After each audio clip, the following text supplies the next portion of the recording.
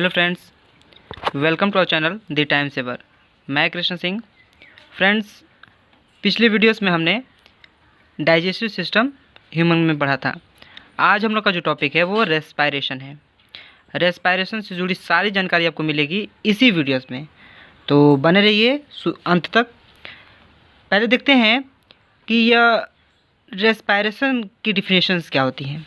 During respiration the digestion food or digested food materials are broken down to release energy in the form of ATP। पहले भी मैंने इस चीज़ के बारे में बताया था कि फूड हम इनटेक करते हैं तो वो ब्रोकन डाउन होकर एनर्जी रिलीज़ करती है। पर ये एनर्जी रिलीज़ जो कर रही है किस फॉर्म में हमको इस चीज़ यूटिलाइज़ करना है, ATP के रूप में एनर्जी रिलीज़ होती है, जिसे फॉर्म में हम इस्तेमाल करते हैं। अच्छा, ये तो किताबी डिफिनेशन हुआ। और ये रेस्पायरेशन की जो टर्म्स है वो प्लांट्स और एनिमल बोथ में होता है।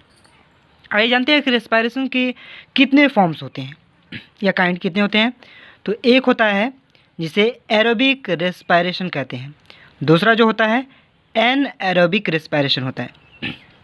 आपको ये देखने से समझ में आ रहा है कि एरोबिक रेस्पायरेशन का मतलब प्रेजेंस ऑफ O2, ऐसे गैस यानी ऑक्सीजन मौजूद हो उसे एरोबिक रेस्पायरेशन कहेंगे, और एनएरोबिक का मतलब O2 एब्सेंट रहेगा, यानी एब्सेंस ऑफ O2। अच्छा, हमने जैसे बताया कि रेस्पायरेशन जो टेक्निक है वो फूड को एनर्जी को यूटिलाइज करने का, फूड को तोड़ने के बाद जो एनर्जी निकलती है वो किस फॉर्म में इस्तेमाल करते हैं, किस फॉर्म में उसे स्टोर करते हैं। अब वो जो एनर्जी हम लोग की निकली है, जैसे कि पहले वीडियोस में मैंने बताया था कि चाहे वो कार्ब्स हो, चाहे वो प्रोटीन हो, चाहे वो फैट हो, इनको दूसरे फॉर्म में चेंज करता है। कार्ब से बनने वाली चीज़ें ग्लूकोज हो जाती है, प्रोटीन से अमाइनो एसिड हो जाता है, फैट से फैटी एसिड और ग्लिसरॉल हो जाता है। तो ये जो टर्म्स बताए गए थे उसमें से हम जो एनर्जी का सोर्स जो है ग्लूकोज, उसको लेके चलेंगे। तो एनर्जी को कैसे कैसे रूप में किस किस चीज़ों में बांटा गया है इसको देखते हैं। जैसे हम जानते हैं कि ग्लूकोज जो बनता है वो 6 कार्बन से बनता है। तो यहाँ पर देखेंगे ग्लूकोज कंटेनिंग 6 कार्बन मॉलिक्यूल्स।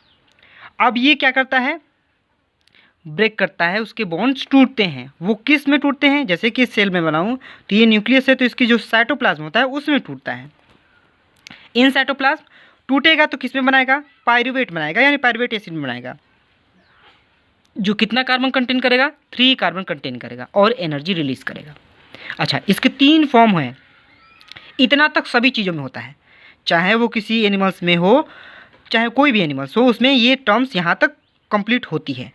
अब यहाँ से बढ़ जाती है अलग अलग चीज़ों में। जैसे अगर वो ऑक्सीजन कंटेनिंग नहीं कर रहा है, यानी इन एब्सेंस ऑफ ऑक्सीजन या एनारोबिक रेस्पायरेशन कर रहा है, तो उसमें ईस्ट आता है। क्या आता है, ईस्ट आता है, जो इस पायरूवेट को किस रूप में चेंज करता है, एथेनॉल, कार्बन डाइऑक्साइड और एनर्जी रिलीज करता है, जिसमें कार्बन की संख्या कितनी होती है, 2, यानी C2 या 2 कार्बन मॉलिक्यूल्स होता है। अच्छा, हम लोग हैं तो हम लोग में मसल्स में क्या होता है, ऑक्सीजन की कमी हो जाती है, तब क्या बनता है, ये लिख सकते हैं, आप देख सकते हैं, इन आवर मसल्स, यानी मसल्स में हम लोग की कैसे वर्क करती है, यानी एनिमल्स में मसल्स में कैसे वर्क करती है। अगर ऑक्सीजन की कमी पड़ती है तो ऑक्सीजन की कमी होगी, इन लैक ऑफ ऑक्सीजन, तो लैक्टिक एसिड बनाएगा और एनर्जी रिलीज करेगा, जिसमें कार्बन की संख्या 3 होगी। अच्छा, अगर ऑक्सीजन मौजूद रहेगा तो वो वर्क कहाँ करेगा, माइटोकॉन्ड्रिया में करेगा। कहाँ करेगा, माइटोकॉन्ड्रिया में, और क्या बनाएगा, कार्बन डाइऑक्साइड, वाटर और एनर्जी रिलीज करेगा। यानी ये ओवरऑल ग्लूकोज से कितने सोर्स बने हैं कि आप कैसे कैसे कार्बन की संख्याओं को तोड़कर यूटिलाइज करते हैं किस किस फॉर्म में एनर्जी को। तो ये हम लोग के ओवरऑल क्यूक्रियोजन था, जो ग्लूकोज कैसे टूटता है, रेस्पायरेशन के वक्त अलग अलग जगहों पर अलग अलग तरीके से होती है।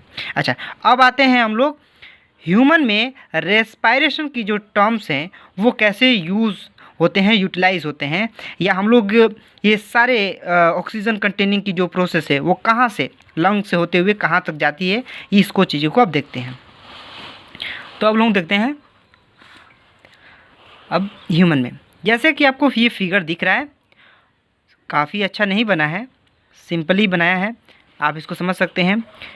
मैं इसका क्विक रीज़न भी दिखा दे दूँगा शॉर्ट में, स्केचिंग डायग्राम, जिसकी वजह से आपको याद करने में बहुत ही आसानी होगा कि कैसे कैसे कहाँ से एयर पास आउट होता है। जैसे कि हम देखते हैं नसल पैसेज, नसल पैसेज यानी नाक के हिस्सों को बोल रहा है, ठीक है, नाक के हिस्सों से गुजरता हुआ जाता है।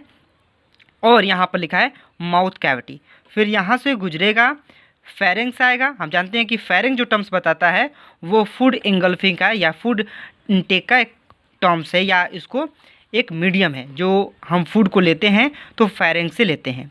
लैरिंक्स यानी वोकल कॉर्ड, साउंड की जो कैपेसिटी होती है यहीं पर होती है। Vocal cord Adam's apple shape का जो एयर को कंटेन करता है, तो यहाँ से फेरेंक्स से होते हुए लैरिंक्स जाता है, फिर लैरिंक्स से ट्रैकिया यानी रिंग लाइक स्ट्रक्चर जो है वो यहाँ पर गुजरती है। फिर रिंग लाइक स्ट्रक्चर यहाँ से गुजरेगी, तो देखेंगे यहाँ पर ये सीधी रिंग है, फिर यहाँ पर 2 ब्रांचेस टूट रही हैं, तो 2 ब्रांचेस टूट रही हैं, तो 2 ब्रांचेस को क्या बोलेंगे, ब्रॉन्ची या ब्रॉन्चस भी कह सकते हैं। अब यहाँ पर जब चीज टूटेगा तो इनके सब ब्रांचेस हो जाएंगी, सब ब्रांचेस शुरू हो जाएंगी, तो यहाँ पर सब ब्रांचेस में टूट जाएगा। यानी यहाँ पर 2 टूटा था तो यहाँ पर और ज़्यादा टूट जाएगा, 2 यहाँ टूटा, 2 यहाँ टूटा, 2 यहाँ टूटा, सब टूट जाएंगे, तो इनको क्या बोलेंगे, ब्रोंक्यूल्स बोलेंगे। क्या बोलेंगे, ब्रोंक्यूल्स। और उस ब्रोंक्यूल्स में गुब्बारे नुमा संरचना, ऐसे गोल गोल स्ट्रक्चर, मैंने इसको जूम करके दिखाया, यहाँ पर देखिए ऐसे दिखेंगे, उसे एल्वेओलाई कहते हैं। क्या कहते हैं, एल्वेओलाई, जिसे हिंदी में कुपिका भी कहा जाता है, जो क्या करता है, ऑक्सीजन को कंटेन करता है, न केवल ऑक्सीजन को ही बल्कि कार्बन डाइऑक्साइड को कंटेन करता है। यानी ये एक ऐसा स्टेज और एक ऐसा पार्ट है हमारे लंग्स का जहाँ पर एक्सचेंज ऑफ गैसेस होती हैं। क्या होती हैं, एक्सचेंज ऑफ गैसेस। तो यहाँ पर ब्रैकेट में इसको लिखा जा सकता है एक्सचेंज ऑफ गैसेस। ब्लड से कैसे एक्सचेंज होता है, जैसे ब्लड में और कार्बन डाइऑक्साइड की मात्रा बढ़ गई तो उसे कार्बन डाइऑक्साइड की मात्रा को ले लेता है, और ऑक्सीजन को जैसे हम लोग लेते हैं रेस्पिरेशन की टेक्निक या ब्रीथिंग प्रोसेस से, तो उसको एक्सचेंज कर देता है, ऑक्सीजन ब्लड में मिला देता है और कार्बन डाइऑक्साइड को लेकर रिलीज कर देता है, तो एक्सक्रीशन कर देता है। तो ऐसे कंडीशन हम लोग को क्या था, एल्वेओलाई टर्म्स होते हैं। तो इसको मैंने एक शॉर्ट टर्म में स्केच किया है, इसको ध्यान से देखेंगे, याद करने में बहुत ही ईजी होगा। नॉस्ट्रिल यानी छिद्र होगा, जो नाकों की जो होल्स होते हैं, छिद्र होते हैं, वहाँ से इंटर करेगा, जिसे नॉस्ट्रिल कहते हैं। अच्छा, नसल पैसेज यानी उसके रास्ते से होते फेरेंक्स जाएगा, फेरेंक्स से लैरिंक्स जाएगा, फिर ट्रैकिया जाएगा, फिर ट्रैकिया से ब्रोंचस जाएगा, ब्रोंचस से ब्रोंक्यूल्स जाएगा, ब्रोंचस है तो ब्रोंची भी कह सकते हैं, ब्रोंक्यूल्स जाएगा, फिर एल्वेओलाई जाएगा, फिर ये क्या होगा, वहाँ पर गैसेस के एक्सचेंज होंगे। तो मैंने यहाँ पर टर्म्स बता दिया कि प्लांट्स में या और सब ऑर्गेनिज्म में, यूनिसेलुलर ऑर्गेनिज्म में कैसे वर्क करते हैं, हमारे में कैसे रेस्पिरेशन का टर्म्स इस्तेमाल होता है, कैसे हम अपने एनर्जी को कैसे यूटिलाइज करते हैं, किस फॉर्म में यूटिलाइज करते हैं, और ये हम लोग की ऑल ओवर ब्रीथिंग की प्रोसेस या रेस्पिरेशन, जो हम लोग ब्लड से ऑक्सीजन की जो मिक्सअप है या जो मिक्सिंग की प्रोसेस है वो कैसे होती है, ये हमने देखा। इसको एलेबोरेट फॉर्म में आप 11th क्लास में पढ़ेंगे कि कैसे ब्लड का ऑक्सीजन के साथ मिक्सअप हो रहा है, तो ये आपको क्लास 11th मिलेगा। फ्रेंड्स, आज का वीडियो इतना ही है। अगर आपको ये वीडियो पसंद आए तो वीडियो को लाइक कीजिए। अगर आप इस वीडियो को मेरे YouTube चैनल पर देख रहे हैं तो चैनल को सब्सक्राइब कर लीजिए, क्योंकि आपको ऐसे ही रोज़ाना नए नए इम्पोर्टेंट टॉपिक पर आपको वीडियोस मिलती रहेंगी। अगर आप इस वीडियो को अगर फेसबुक के पेज पर देख रहे हैं तो पेज को लाइक कर लीजिए और बेल आइकन को ज़रूर प्रेस कर दीजिए अगर यूट्यूब चैनल पर देख रहे हैं तो, ताकि आप मेरे फर्दर वीडियोस की आपकी नोटिफिकेशन मिलती रहे। अगर कोई सजेशन हो तो कमेंट बॉक्स में जाके कमेंट कीजिए। Thanks for watching.